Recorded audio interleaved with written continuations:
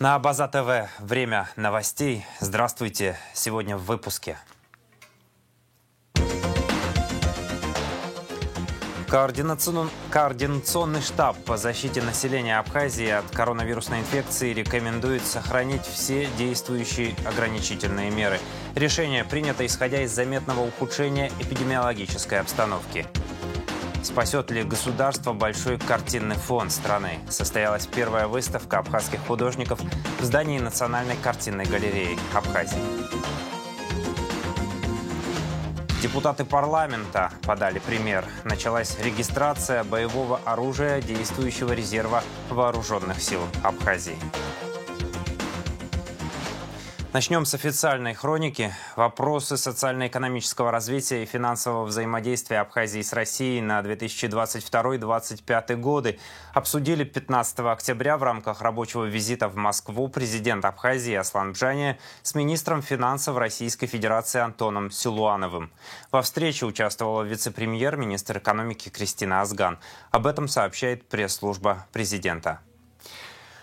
Координационный штаб по защите населения Абхазии от коронавирусной инфекции рекомендует сохранить все действующие ограничительные меры, утвержденные распоряжением президента страны 12 августа.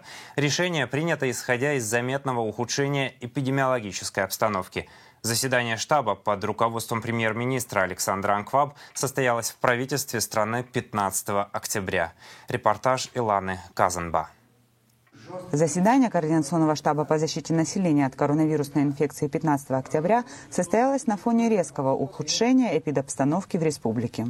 После некоторой стабилизации с распространением коронавирусной инфекции снова наступают плохие времена. Пошел резкий рост.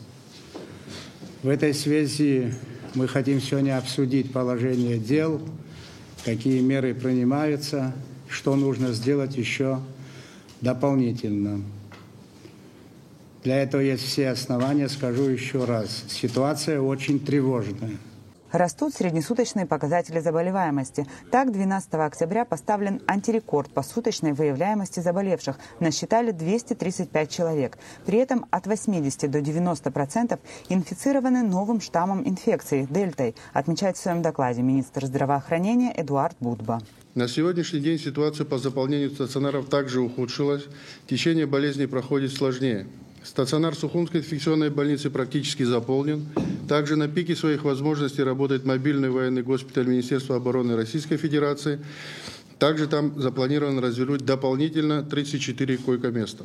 В Гудаутском ковидном отделении, в Гудаутском ковидном госпитале также открыты дополнительные отделения для лечения пациентов.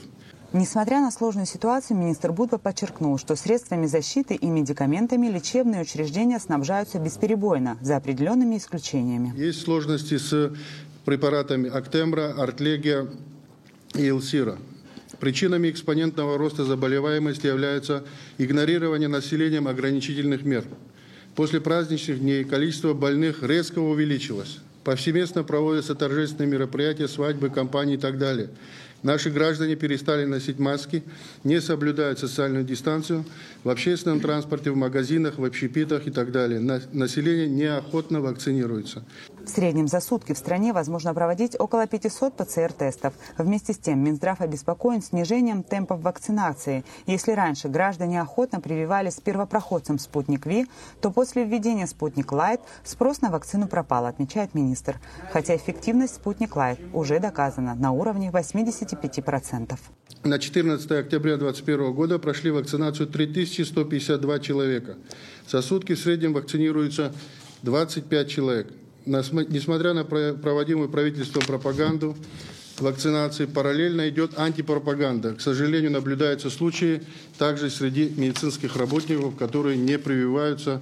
И, как говорится, после таких моментов наши граждане тоже вводятся в заблуждение. В состоянии на 14 октября в республике зарегистрировано 29 496 случаев заболевания новой коронавирусной инфекцией. 430 летальных случаев, выздоровело 24 578 человек. Летальность в Республике Абхазия остается прежней, составила 1,53% от заболевших новой коронавирусной инфекцией. На 14 октября в стационарах республики проходят лечение 292 пациента. В Гудауте находится 91 пациент, в инфекционной больнице 41, в Творчалах 15, в Ачимчирах 19, в Гагре 32, в госпитале 94. Итого 292 пациента. Существуют определенные трудности с обеспечением больных препаратами Актемра и Артлегия. Помимо высокой стоимости появился дефицит самих лекарств. Препарат, купить его очень сложно, практически невозможно. Вот сейчас мы препараты получили на прошлой неделе Артлегия 50 упаковок. Сейчас на следующей неделе мы ожидаем поставку 150 упаковок Артлегии. Это большой труд, колоссальная работа была проведена на протяжении долгого времени. Это не то, чтобы вот сейчас мы захотели и завтра мы его получаем. Эта работа ведется на протяжении всего времени для того, чтобы в нашу республику поступали эти препараты дорогостоящие. Дело не в цене, дело в том, что их физически достать очень сложно. По сообщению начальника управления фармации Минздрава Ахры Аджба, всего с периода с 1 января текущего года на медицинские препараты, средства защиты и оборудование потрачено 172 миллиона рублей. Львиная доля средств направлена в Гудаутский ковидный госпиталь. ЦРБ Гудаутского района было обеспечено в сумме 97 миллионов 346 тысяч рублей. Гудаутский ковидный госпиталь – это самый коечный у нас госпиталь, 240 коек. Из них реанимационных коек 12 с возможностью увеличения до 18. Проведено 172 кислородных точек. За промежуток 2021 года, за весь период, данному учреждению было выдано 415 упаковок Артлегии на сумму 20 миллионов 695 тысяч рублей. Актемры 50 упаковок на сумму 3 миллиона 47 тысяч рублей. И препарат из этой группы Эльсира в количестве 3 упаковок. По словам директора РУП «Абхазфармация» Рустама Адлиба, обеспечение необходимыми препаратами медучреждений ведется бесперебойно. Своевременно осуществляется закупка и оплата реализуемых медикаментов, за редким исключением. Но остаются цифры, там порядка 20-30 миллионов, те, что мы отпускали напрямую, в том числе администрациям, городским по линии ковида. Да, там задолженности пока висят. Сегодня в республике диагноз коронавирус подтвержден у 85 педагогов школ и 252 учеников, отчитался министр просвещения Инал Габлия. Сейчас у нас на изоляции 2 школы в Ачимчирском районе, 3 школы в Галицком районе. По всей стране у нас на временной изоляции 40 классов. В целом могу сказать, что ситуация не самая плохая. Владимир Делба рассказал о деятельности Минфина в направлении борьбы с ковидом. На сегодняшний день потрачено 368 миллионов рублей. Несомненно, самые масштабные расходы – это расходы на медикаменты, лекарственные препараты, реагенты, медицинские изделия. Большая часть расходов также уходит и на приобретение необходимых товаров, таких как кислород.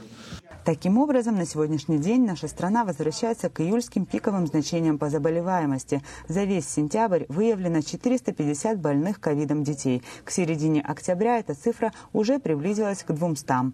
Координационный штаб по защите населения Абхазии от коронавирусной инфекции рекомендовал президенту сохранить ограничительные меры.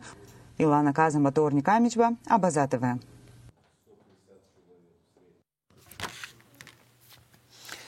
С 15 октября посольство России в Абхазии с целью смягчения негативных последствий от пандемии коронавирусной инфекции в соответствии с решением правительства Российской Федерации приступило к оказанию адресной помощи ветеранам Великой Отечественной войны и приравненным к ним участникам боевых действий, а также членам их семей, проживающим на территории республики. К настоящему моменту уже проведены косметические ремонты домов ряда ветеранов, закуплена медицинская техника, лекарственные средства, бытовые приборы первой первой необходимости. Кроме того, всем ветеранам будут предоставлены материальные выплаты и продовольственные наборы. 15 октября акция проходила в Гагарском районе, где проживает 11 человек указанной категории. В период с 18 по 20 октября акция продлится в Гулрыбском, Гудаутском, Ачимчирском, Ткварчалском районах, а также в городе Сухум. Всего планируется навестить 26 ветеранов и членов их семей.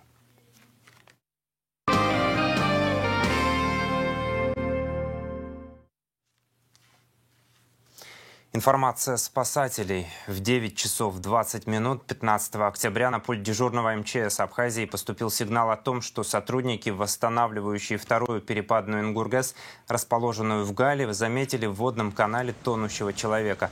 На место происшествия в экстренном порядке были направлены сотрудники ГИМС МЧС, а также спасатели из Ачимчиры и Гала. Место, где видели тонущего, а именно между второй и третьей перепадными станциями, было обследовано на лодке, для чего временно была приостановлена подача воды для снижения ее уровня в канале. Затем был совершен облет значительной территории вокруг канала на вертолете. Поиски проводились всю световую часть дня под руководством министра генерал-лейтенанта Льва Квициния. Однако никаких результатов они не дали и будут продолжены в субботу.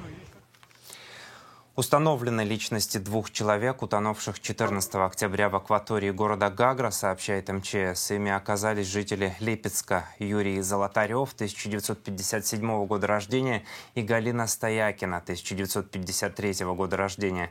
По предварительной версии, погибшие купались в море при 7-бальном шторме. Тела погибших были накануне доставлены в морг Гагарской районной больницы.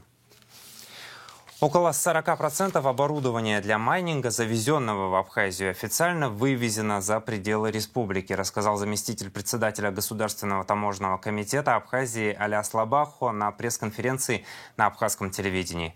Руководитель ГТК Атар Хеце привел цифры, согласно которым с 30 марта текущего года на границе по реке Псоу было изъято 63 единицы оборудования для добычи криптовалют.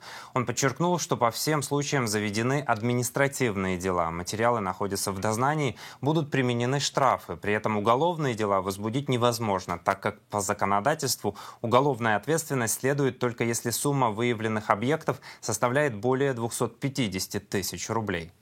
Кроме того, как отметил Атар Хеце, общий товарооборот Абхазии с начала года составил 25 миллиардов 988 миллионов рублей. В сравнении с прошлым годом увеличение составляет 7 миллиардов 961 миллион рублей.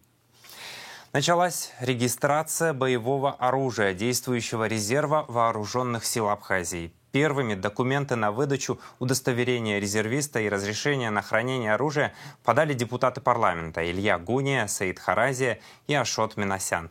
Вся процедура проходит согласно законам Республики об оружии и о резерве Вооруженных сил Абхазии. Все подробности расскажет Анастасия Никонова. 31 июля 2006 года парламент Абхазии принял закон о резерве Вооруженных сил Абхазии. Спустя 14 лет, 30 декабря 2020 года, народные избранники разработали и приняли закон об оружии. Согласно этим 2 документам была разработана инструкция о порядке постановки на учет боевого и стрелкового оружия, а также порядок оформления и выдачи удостоверения резервиста действующего резерва Вооруженных сил Абхазии. Заявление, форма заявления, которая заполняется резервистом действующего резерва. Это приложение номер 1 к инструкции, утвержденной приказом министра обороны. Значит, что здесь предлагается? Ходатайство перед военным комиссаром о ходатайстве перед вышестоящим командованием о постановке на учет имеющегося боевого стрелкового оружия. Гранатомет, пулемет, автомат. Пистолет, по поводу пистолета, значит, мы будем еще решать этот вопрос. С пистолетами вопрос на уровне комбатов и, значит, командования резерва, командования бригад. Согласно закону, лица, в фактическом владении которых находится боевое незарегистрированное оружие, должны в течение 12 месяцев от даты вступления в силу закона об оружии представить имеющееся в них незарегистрированное боевое оружие. Место, где будет проведен учет и оформление разрешительных документов на оружие, Генеральный штаб Вооруженных сил Абхазии. Хочу еще дополнить, что резервисты действующего резерва – это те резервисты, которые, значит, имеют оружие, закрепленное в Генеральном штабе, зарегистрированное в Генеральном штабе и состоят на учете в территориальном подразделении резерва. Так прописано в законе. Все остальные лица, имеющие боевое стрелковое оружие, идут по совершенно другой статье. Будут его регистрировать в МВД или же придут к военному комиссару и определят свое положение в резерве. Это уже другой вопрос. Но в данном случае мы берем на учет оружие резервиста действующего резерва. Выданное МВД, да? Как он получил это оружие? Вот, кстати, вот здесь вот мы сделали так. Имеющегося у меня боевого оружия. Мог купить, мог это трофейное оружие, может ему передал отец со времен войны, может быть еще какие-то другие источники, но он легализует это оружие с нашей помощью, и поэтому это оружие становится его оружием, которое он должен хранить с соблюдением всех необходимых правил. Начальник службы вооружения Министерства обороны Абхазии Александр Бабанов отмечает, процесс регистрации оружия резервистами действующего резерва идет неактивно, так как граждане опасаются, что орудия будут у них изъяты. Такой цели никто не преследует. После процедуры регистрации оружия будет возвращено владельцам. Кто-то хочет, кто-то не хочет, чтобы даже со своих рук, как говорится, выпускать. Боятся люди, что у него это оружие изымут. Мы не собираемся это оружие изымать. Нам нужно довести это до законного порядка. Если у человека оружие находится на руках, значит гильза должна... В МВД будет фиксироваться только номер оружия, без фамилии, без места проживания. Именно регистрируется номер оружия и находится гильза. Если где-то эта гильза потом на каком-то преступлении или все где-то что-то всплывает, они обращаются к нам по официальному запросу. На основании чего они к нам обращаются. Тогда мы только можем дать данные о данном резервисте. Первыми пройти регистрацию боевого стрелкового оружия прибыли депутаты парламента Илья Гуня, Саид Харазия и Ашот Минасян. По словам председателя Комитета по обороне и национальной безопасности парламента, это позволит резервистам действующего резерва законно хранить оружие дома. Это очень эффективный способ защиты Родины, это очень эффективный способ вообще армии некоторых государств. Сегодня просто мы опробируем эту систему. Поэтому мы сегодня пришли со своим личным оружием для того, чтобы его зарегистрировать. Для того, чтобы дать людям возможность, имеющееся на руках оружие, официально иметь его дома на хранение. Вот что сегодня происходит. Министерство обороны идет по своему пути, МВД идет по своему пути. Если оружие делится на боевое и на гражданское, те, кто хотят иметь гражданское оружие, это оформление происходит и получение лицензий через МВД. А те, кто находится в подразделениях, служат и находятся в основном резерве Министерства обороны, вот их оружие лежит сегодня здесь, да, мы его сегодня оформляем и официально будем его хранить дома. Чтобы мы понимали, это не временная мера. По закону оружие резервиста находится у него пожизненно, даже с правом наследования, естественно, при условии, что из этого оружия не происходит правонарушений и ни убийства, ни стрельба в воздух, ни свадебные стрельбы. Да, это оружие находится у человека для того, чтобы он защищал Родину. Это наша с вами основная задача. Согласно закону, после регистрации учтенное боевое оружие резервиста закрепляется за указанным лицом пожизненно, в том числе с правом передачи члену семьи, состоящему в территориальном подразделении резерва. Анастасия Никонова, Торник Амичба, Абаза ТВ.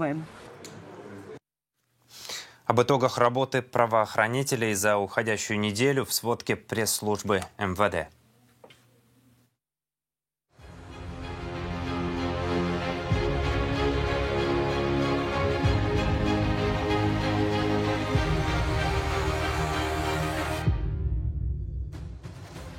Наркотическое вещество в особо крупном размере изъято у жителя города Сухум Маргани Дениса Константиновича, 1978 года рождения. Сотрудники уголовного розыска первого отдела милиции столичного управления внутренних дел при осмотре принадлежащего гражданину Маргани жилища обнаружили стеклянную банку с веществом растительного происхождения внутри. Аналогичное серо-зеленое вещество со специфическим запахом содержалось в бумажном свертке, который сотрудники милиции обнаружили в мебельном шкафу. Как впоследствии установили эксперты в ходе проведенного исследования, изъятое вещество является наркотическим средством каннабис, то есть марихуана, общим весом порядка 68 грамм. В отношении Маргани следственным отделом УВД по городу Сухум по части 3 статьи 223 Уголовного кодекса Республики Абхазия возбуждено уголовное дело. Незаконно хранимое и носимое огнестрельное оружие сотрудниками уголовного розыска первого отдела милиции УВД по городу Сухум изъято у жителя столицы Габля Инала Гурамовича, 1991 года рождения.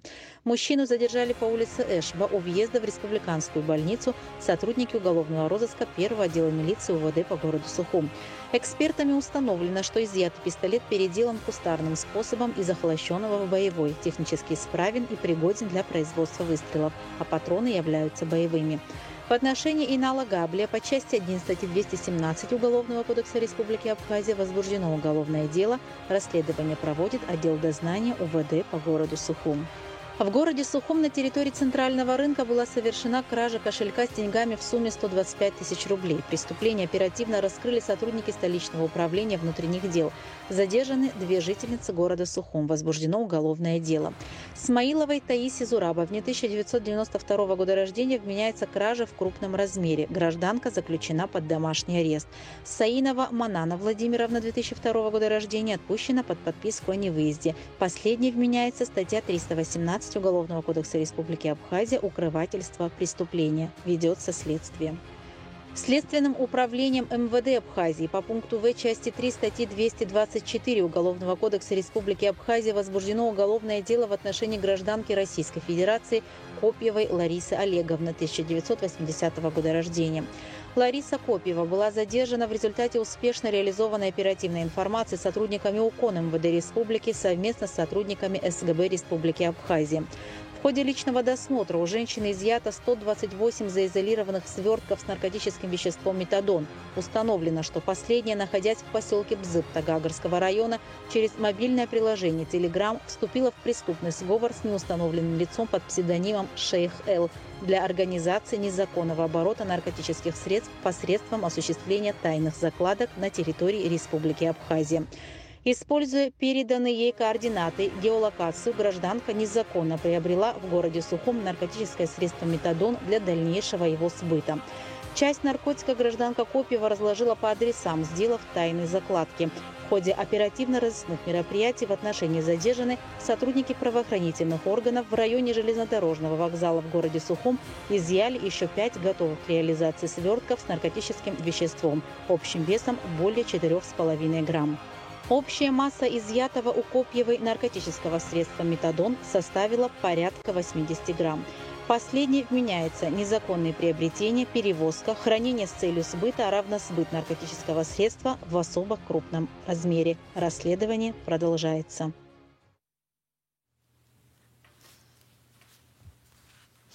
Продолжаем выпуск. Ликвидация управления соцобеспечения – это структурное изменение ведомства и никак не скажется на получателях пособий и выплат. Об этом рассказал заместитель главы администрации города Сухум Астамур Ашуба.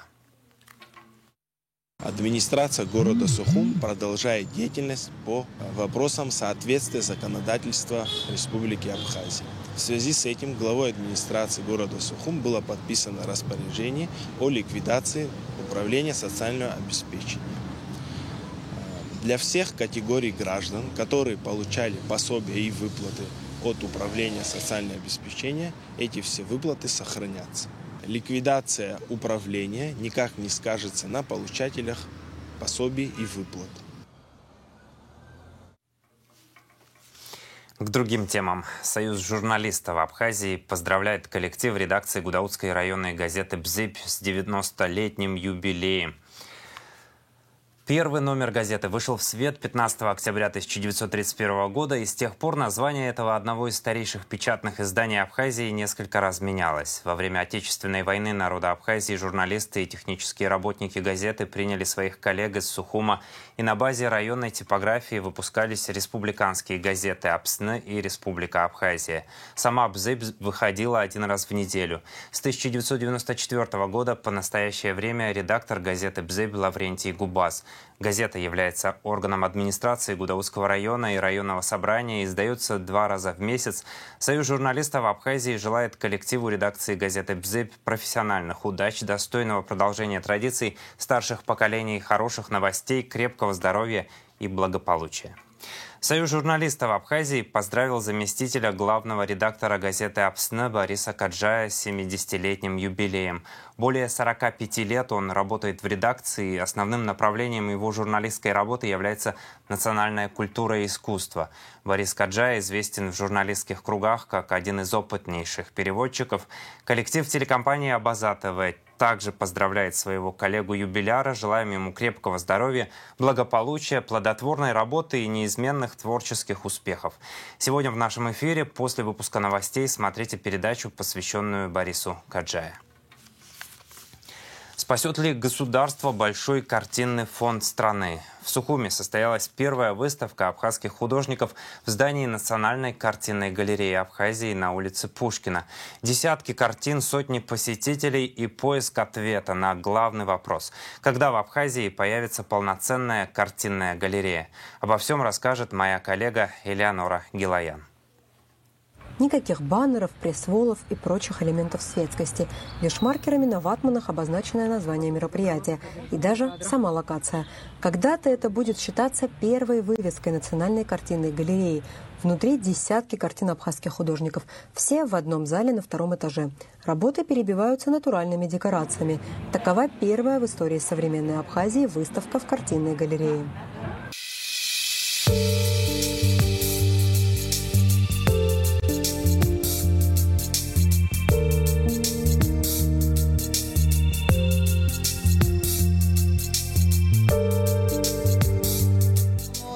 Произошла такая для нас магия. В этих стенах появились работы, картины. И главное, что вот когда появилась первая картина, это было очень интересно, когда ее повесили. Такой исторический момент, я считаю. Среди гостей множество горожан, как из творческой среды, так и любителей искусства. В воздухе немой вопрос, какова все же судьба здания и продвинемся ли мы дальше вот таких выставок. А главное, спасем ли большой картинный фонд страны, отвечает на вопрос министр культуры Гудиса Агарба. Есть понимание, есть обеспокоенность, большая, высокая обеспокоенность высшего руководства страны в необходимости восстановления объекта для картинной галереи. На данном этапе могу вам сказать, что активно обсуждается вопрос изыскания возможностей восстановления. К сожалению, за весь послевоенный период такой возможности не было. И, как вам известно, сегодня с учетом пандемии и целого ряда других объективных обстоятельств, возможности у государства своими силами за счет внутреннего резервных бюджетных средств восстановить данный объект на сегодня не представляется возможным. Поэтому на этом этапе изучается вопрос возможности включения в инвестпрограмму. При этом, не забегая вперед, хотел бы сказать о том, что насколько это возможно и как быстро это произойдет, на данном этапе очень сложно говорить. В ближайшее время, я думаю, что в ближайшие несколько месяцев будет у нас точная картина и точное понимание. Что касается проекта будущей Национальной картинной галереи Абхазии, то есть разные мнения и предложения, отмечает министр культуры. К примеру, наши коллеги, представители и сотрудники картинной галереи, художественное сообщество, они рекомендуют при восстановлении, ссылаются на мировые стандарты и с учетом объемов тех работ, тех ценных работ, которые у нас есть, они рекомендуют восстановить объект, построить объект, как минимум 5-6-этажный. То есть, согласно тем объемам, которые у нас есть, и согласно общим принятым стандартам, рекомендуют нам на данной территории восстановить 6-этажный объект. Это будет разные залы, это будет хранилище по всем необходимым стандартам и так далее.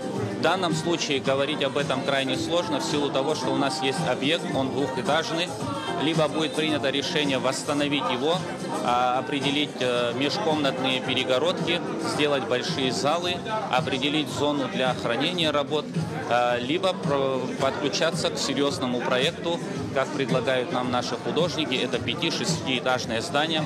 Какой он будет формы, как он будет выглядеть, все это будет обсуждаться, конечно же, с нашими художниками. С благодарностью к организаторам выставки, помимо Министерства культуры, обратились также директор Национальной картинной галереи Сурам Саканя и советник президента по вопросам науки и культуры Нугзар Логуа. Спасибо всем, кто организовал сегодняшнее мероприятие. В вашем лице, дорогие наши коллеги, мы с удовольствием будем поддерживать вас во всех ваших начинаниях. И это хорошее начинание. Подрастает уже будущее поколение, новое поколение совершенно, которые за нами, за вами уже идут. Вот, так что у нас есть надежда на то, что в ближайшее время будет, наверное, восстановлена все-таки Национальная картинная галерея Абхазии. Дай Бог успехов всем нам. Интересным эпизодом из жизни самого здания, в котором сегодня проходит выставка, а когда-то, возможно, случится полноценная картинная галерея, поделился ее директор Сурам Саканя. До 1921 года это была женская гимназия. Перед этим, 1905 года это мужская, потом женская гимназия. Но с 1921 года, конкретно год более точно не могу назвать, но это здание было превращено, скорее всего, в лечебницу. Именно в этой лечебнице в 1924 году знаменитый наш поэт Юа Аббасович Когоня лечился здесь, в этом здании. И когда, перед смертью он захотел увидеть своими руками воспитанных коней, лошадей, а он был большим любителем и спортсменом, можно так сказать, и его земляки, однофамильцы, в 2024 из Путола на конях приехали, буквально на этой улице, которую мы с вами сегодня называем улица Пушкина, они здесь показали конное состязание. И он через одного из этих окон смотрел, любовался, а после которого, вы знаете, он долго не прожил и умер. То есть перед смертью он увидел своих родных коней.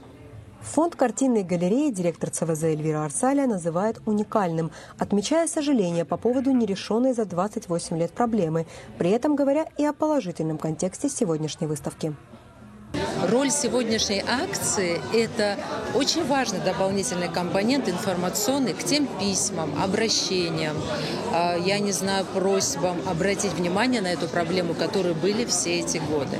И что очень важно, если здесь прошла сегодня выставка, и она привлекла людей, значит, не возникнет мысль, что здесь может быть какое-то другое заведение, очень важное, но которое не будет выполнять прямые функции картинной галереи. И мне, на мой взгляд, роль сегодняшней акции – это запечатлеть у всех горожан, то есть в наших головах, о том, что здесь картинная галерея, которая скоро построится. С появлением картинной галереи станет возможна работа постоянной экспозиции абхазских творцов разных лет. Однако, чем дальше мы от отправной точки, в тем худшее состояние приходят тысячи творений авторов с мировыми именами. Терпение картин и скульптур, к сожалению, ограничено. Элеонора Гилаян, Георгий Кутарба, Абаза ТВ. Президент Торгово-промышленной палаты Абхазии Тамила Мирцхулава приняла участие в 3-м Евразийском женском форуме в Санкт-Петербурге. Форум проходил на регулярной основе с 2015 года и стал масштабной международной дискуссионной площадкой, объединяющей участников всех континентов для обсуждения роли женщин в современном мире и выработки общих подходов к решению глобальных проблем. Президент ТПП второй раз участвует в подобном мероприятии. Культурную программу форума в Государственном академическом Мариинском театре открыла народная артистка Абхазии и России Хибла Герзмава. Считаю участие в форуме не только мощным импульсом для развития женской повестки во всем мире, но и укреплением международного диалога, интеграции и расширением сотрудничества в целом, отмечает Тамила Мирцхулава. Помимо деловой программы, президент ТПП Абхазии была приглашена на торжественные ужины и деловой завтрак, организованный Валентиной Матвиенко для участниц форума. Во время торжественного приема Мирцхулава вручила Матвиенко памятную абхазскую монету. Форум завершился 15 октября.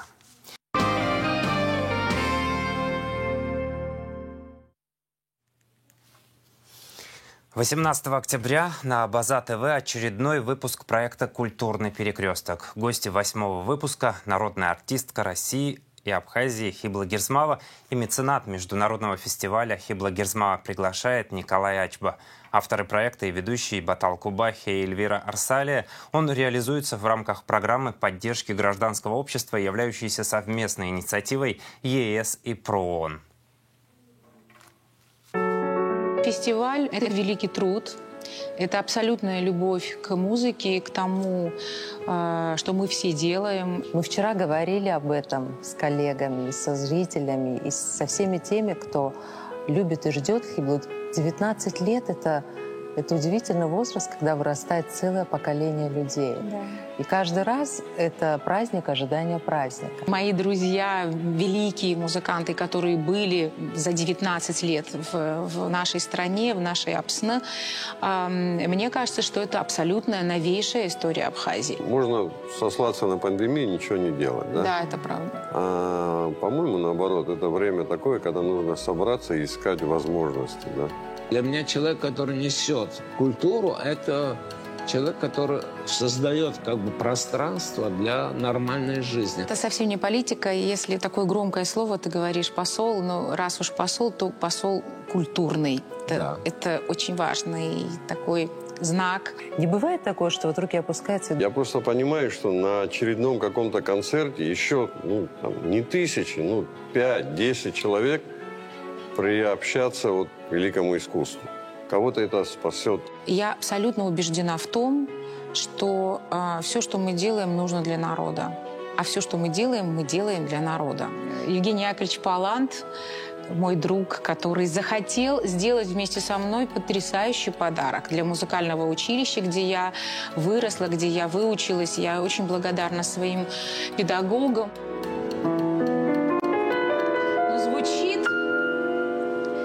День и ночь роняет сердце ласку.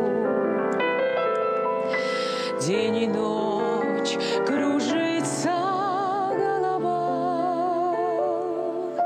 День и ночь взволнованною сказкой мне звучат твои слова.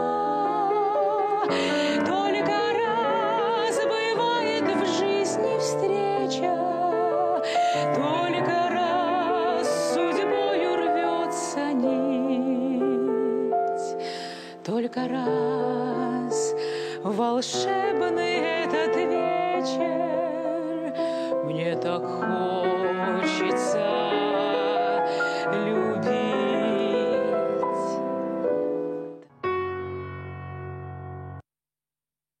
Сейчас о погоде в республике. В выходные дни 16 и 17 октября в Абхазии переменная облачность, в субботу без осадков, в воскресенье временами дождь, переходящий в ливневый с грозой. Температура воздуха ночью 14, днем до 24 градусов, температура морской воды 20 градусов.